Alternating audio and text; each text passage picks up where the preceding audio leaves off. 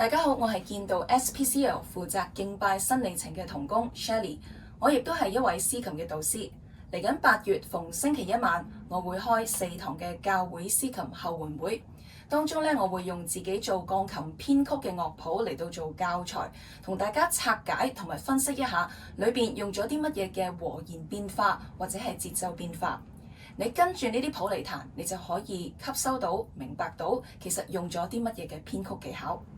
另外，我亦都會鼓勵大家試下離譜咁樣彈，嘗試記住一啲常用嘅 chord progressions 和弦進程，然後試下可以即興伴奏。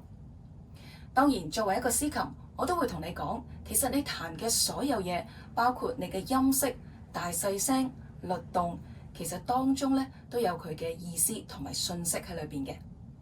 嚟緊8月，希望見到你啊！亦都希望你上完堂之後，至少可以離譜咁樣彈到一首詩歌。